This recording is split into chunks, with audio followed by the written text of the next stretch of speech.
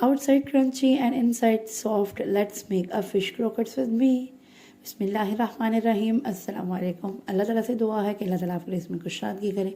आज हम बनाने जा रहे हैं the most delicious recipe for specially for kids, fish croquettes recipe. ठीक है, ये बहुत ज़बरदस्त, बहुत डिलीशियस बनती है और खाने में तो इसके लाजवाब है। आप बच्चों को देते देते थक जाएंगे, लेकिन बच्चे खाते खाते नहीं थकेंगे। Believe me, you have to try this healthiest snacks. Let's have a look on the recipe. मैंने बॉइल्ड पोटैटो ले लिए हैं, फ़िश का एक पूरा पीस ले लिया, जिसको मैंने जेली वाला पार्ट उसका बीच में से स्किप कर दिया है, और बाकी ये जो बाकी ड्राई इंग्रेडिएंट्स है ये मैं आपको साथ साथ शेयर करती जाऊंगी। ठीक है, सबसे पहले मैंने 5 से 6 जो है वो बॉइल्ड पोटैटोज लेनी है। उसको मैंने अच्छी तरह से बॉयल कर लिया, प्लस मैंने पील किया, उसको बॉयल कर लिया अच्छी तरह छोटे पीसेस में काट के। फिर ये मेरे पास फ़िश है। फ़िश जो है ये मतलब बाहर से आई हुई फ़िश है, इसमें ऑलरेडी इतना ज़्यादा स्पाइसेस हैं, इसलिए बच्चे नहीं खा रहे थे। तो मैंने सोचा कि क्यों ना इसको ऐसी रेसिपी ट्राई की जाए तो बच्चे भी अच्छे से खाएँ, खुश होकर खाएँ। क्योंकि फ़िश जो है वो is a rich source of iron, calcium और पोटाशियम है।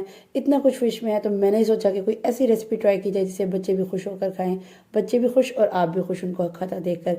इसमें सबसे पहले कॉर्नफ्लावर है, ब्रेड क्रम्स है, पिंच ऑफ सॉल्ट है और पेपर है, और साथ में सूखी मेथी है। ठीक है, सूखी मेथी जो है वो मैंने 1 टीस्पून बॉक्स पैकिंग वाली ली थी, उसको मैंने धो के अच्छी तरह से उसको धो के अब इसमें ऐड कर रही हूँ। ठीक है, 3 table spoon cornflour, 3 table spoon bread crumbs, pinch of salt and paper and 1 teaspoon सूखी मेथी। इसको आपने गीला करके इस सब चीज़ों को इसमें ऐड कर दिया, और इसकी सब चीज़ों की अच्छी तरह से आपने मिक्सिंग कर देनी है।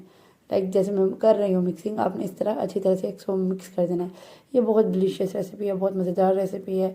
मैं तो देख देख के खुश हो रही थी कि बच्चे कितने मज़े से और शौक़ से खा रहे हैं। आपने भी अपने बच्चों के लिए ज़रूर बनाना है। और आप बिलीव करेंगे कि मेरी माशाल्लाह 1 साल की बेटी है, वो भी खुश होकर इसको खा रही थी। इतनी मज़ेदार ये रेसिपी बनी थी। और इसमें एक्चुअली में स्पाइसेस जो हैं वो नॉर्मल है, इसलिए इसको सब इजीली खा सकते हैं, बड़े भी खा सकते हैं। मैं इतनी मज़े से खा रही थी। ये मैंने इसमें 1 टेबल स्पून के करीब देसी घी ऐड कर दिया है, क्योंकि देसी घी जो है वो एक हेल्दी चीज़ है बच्चों के लिए। तो मैंने सोचा क्यों ना इसमें 1 टेबल स्पून जो है वो मैं देसी घी भी ऐड कर दूँ।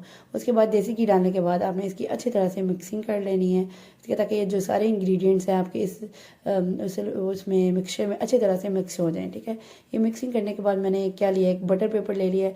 बटर पेपर में मैं अच्छी तरह से जो ऑयल है वो स्प्रेड कर रही हूँ। आपने क्या करना है, इस ऑयल पे, बटर पेपर पे ऑयल को अच्छी तरह से स्प्रेड कर देना है। ये मस्ट ट्राइड रेसिपी आपने ज़रूर ट्राई करनी है, और मुझे फीडबैक देना है कि आपके फ़िश क्रॉकेट्स कैसे बने। अगर आपको मेरी जो रेसिपीज़ पसंद आ रही हैं तो do follow me and subscribe to my channel.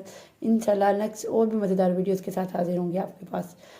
Oil लगाने का बटर पेपर पे मेन मकसद ये है कि जब आप इस पे अपने मिक्सचर को इस पे स्प्रेड कर रही हैं तो ये इसके साथ चिपके ना। ठीक है, वो स्टिकी नहीं होगा, वो ना इजीली आपका ना ये इस मिक्सचर उतर जाएगा। ये मैं अच्छी तरह से जो है वो मिक्सचर को स्प्रेड कर रही हूँ।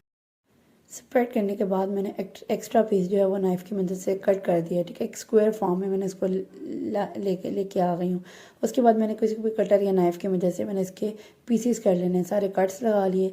कट्स लगाने के बाद मैंने एक जो है ना वो कट सेंट्रल पार्ट पे भी लगा देना है। ठीक है, सेंट्रल पार्ट में मैंने कट लगा दिया। उसके बाद मैंने 1 बाय 1 पकड़ना है और इसकी शेप देना शुरू कर देनी है। ठीक है, आपने बहुत नरम हाथों से इसको पकड़ना है। अल्हम्दुलिल्लाह वो ईजिली उतर जाएगा, क्योंकि नीचे ऑयल मैंने स्प्रेड किया हुआ है। तो ये मैंने पकड़ा है, इसको आपने क्या करना है, एक दफ़ा क्लॉकवाइज और एक दफ़ा एंटी क्लॉकवाइज घुमाना है, तो वो आपकी इजीली एक ऐसी गोल शेप सी बन जाएगी। ठीक है, इस तरह से जैसे आपको नज़र आ रही है, ऐसे ही आपने सब शेप्स बनानी है। ऑयल मैंने ऑलरेडी फ्राइंग के लिए रेडी किया हुआ है। ठीक है, उसके बाद आपने अच्छी तरह से ऑयल पहले फ्राई करना है, फिर इसको इसमें ऐड इन करना है। सबसे पहले आपने ये बात का ख्याल रखना है, ऑयल आपका अच्छी तरह से फ्राई होना, वो हीट अप होना चाहिए। उसके बाद मैंने क्या किया, ये सारी जो है स्ट्रिप्स जो मैंने वो बनाई थी उसमें ऐड कर दिए हैं। और इस बात का भी आपने ख्याल रखना है कि स्टार्टिंग में इसमें बिल्कुल भी ना चमचा हिलाना है ना इसको हिलाना है, बस इसको अंदर डाल के भूल जाएं कि आपने डाल दिए, तो इसको भूल जाएं बिल्कुल भी। आपने बिल्कुल भी बस हल्का सा, मैंने फ्राई पैन को हल्का सा इतनी सॉफ्ट हाथों से बस हिलाया है कि वो बस हल्का सा अलग खुद ही से हो जाए। लेकिन आपने जो भी है इसको अंदर किसी भी सांचे की मदद से इसको टच बिल्कुल भी नहीं करना। ठीक है, मैंने हल्का सा करना शुरू किया, लेकिन फिर मैंने छोड़ दिया, क्योंकि ये जो है ना वो बहुत सॉफ्ट होते हैं और सोगी होते हैं स्टार्टिंग में, तो वो कुछ फिर होना चाहिए। देखिए, जब लाइट ब्राउन उसका कलर आ गया, तब मैंने उसका जो है वो उसमें निकाला है। इसमें ये देखिए, जैसे अब ये फाइनल लुक आ गई है आपके पास।